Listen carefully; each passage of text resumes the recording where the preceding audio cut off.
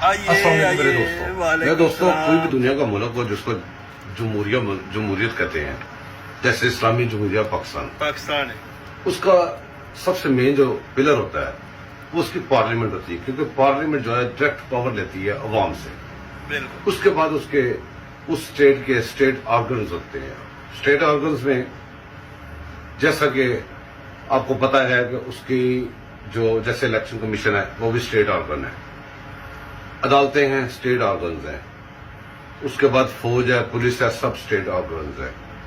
जब एक बावर्दी पुलिस वाला हो, फौजी हो, कोई हो, जब आप उससे बात करते हैं जैसमिन के आप स्टेट को कह रहे हैं, जैसा कि अब मेरी ये उंगली है, हाथ है, बाजू है, सर है, आंखें हैं, तो मैं जब जा रहा था रोड पे तो लोग ये नहीं कहते कि भी ये निसार जवेद की आंखें आ रही हैं, उसका मुंह आ रहा है, उसका हाथ आ रहा है, नहीं, वो कहते हैं निसार जवेद आ रहा है। इसी तरह वो एक स्टेट होती है, जब उससे हम बात करते हैं तो एक स्टेट से बात कर रहे होते हैं।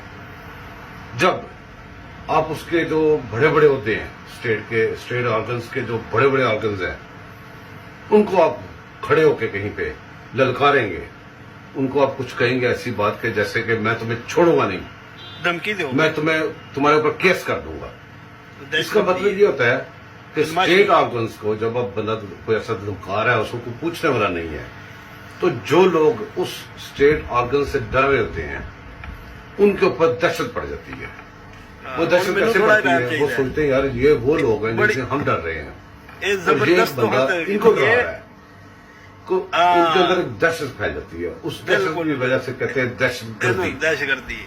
और इमरान खान के ऊपर जो केस हुआ है इमरान खान बड़ा शोर कर रहे हैं लोग,